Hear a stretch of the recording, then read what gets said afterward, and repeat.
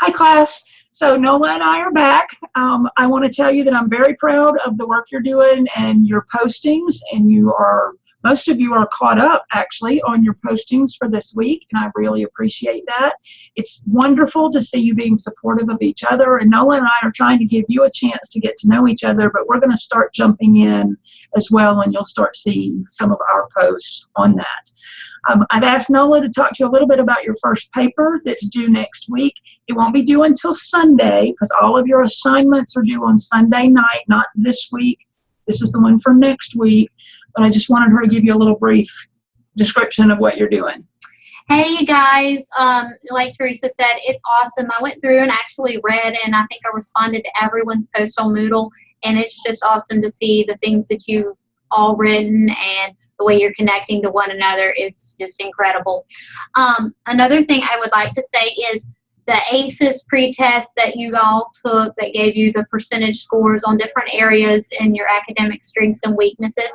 If you scored really well in an area, that's great. But let's say if you didn't score really good in an area, don't fret on that too much. It's okay to notice it, but don't beat yourself up and say, oh, I only got 5% in time management, which that was my score if you want to know. And I have to say, I actually only got green on connecting with others, and everything else was red and yellow. So it depends on the mood you're in. Yeah, the day you take it. Though it doesn't put you in a box, and it doesn't mean you can't be successful. Right. So don't hang up on that too much. But the first assignment, and I know anytime you may hear the word paper, it may give you a little bit of anxiety. I know it has me for almost the entire time I've been in college. But all this basically is a reflection essay. And so you're not going to have to do research on anything. All it is basically the research is done. You took your ACEs. So that's the work you had to do. And so this reflection is basically going to be your thoughts and your feelings and ideas based on this ACEs self-reflection test you took. And so the paper is real simple. All you do is you describe your academic strengths and weaknesses, and that's really easy. You just look at what the ACEs said and you go from there.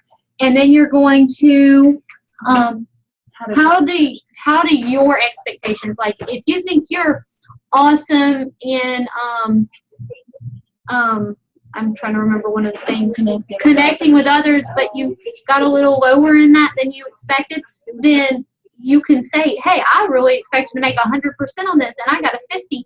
And you can express that. There's nothing wrong with that, and we want you to do that. Then we want to look at how might these strengths and weaknesses affect your college performance. So you're going to kind of want to take a more critical look at this, not too in depth, but you just want to do a little bit of thinking on how this can affect, and think of maybe some strategies for improving those areas that you may have not done so well in.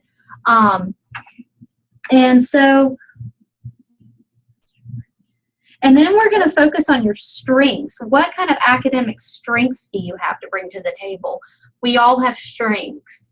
And part of being a college student is you learn how to improve on your strengths, because those are great, but you also learn how to take your weaknesses and move those closer to being strengths. Right.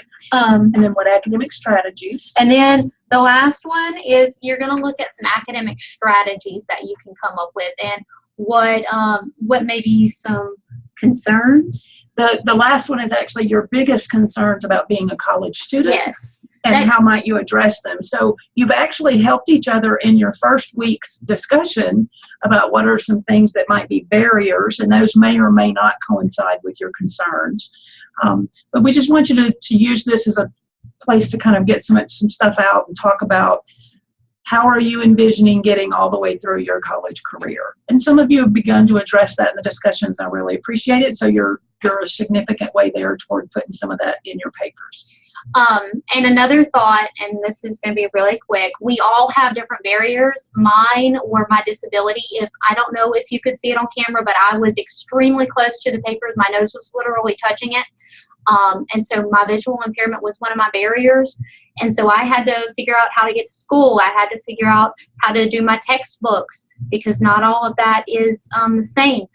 And another is anxiety. We have resources on campus, which you will learn about that very, very shortly, like counseling over the phone if you need it.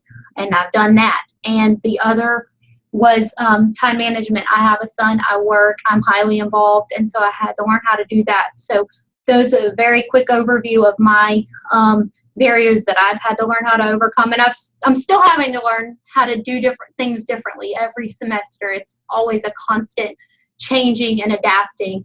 And so I think all of you have learned, and all of you are doing fantastic this week. So last quick comment about your resources pre-test. I had a couple of you express you were concerned that you didn't know that stuff or what buildings they were in. I need to back up and let you know that our LSUA 1001 class is actually a significant part of our quality enhancement plan for LSUA. And you are getting the same exact class that the on-campus students get. And that's why the resources test talked about what buildings they're in. I am going to adapt the assignment when we get to doing that, where you actually research what resources are available to you. And we're going to target that and make it more appropriate to how online students can get to those resources. But I'll be sending you those instructions individually by email this week. Remember, I'm going to turn on next week's stuff tomorrow so that you can access it and see it. Your week 1 stuff that we had, I think most of you are just about finished with your discussion forums and all for Sunday. So kudos and good for you, and you can start working on next week's stuff if you want to go ahead and do that. And if you have any questions, don't forget to use the mud pit to ask about it.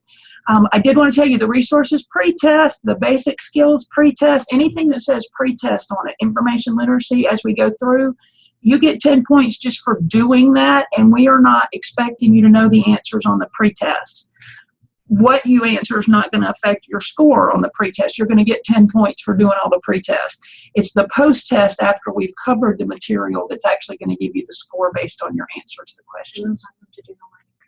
And don't forget to do the learning curves. Thanks, Nola. I appreciate that. Don't forget to do your learning curves. They correspond with your textbook. And that will begin, you will begin to see how you can look at your ACES score for each category and relate that to how that will help you in college and how that will help you in a career.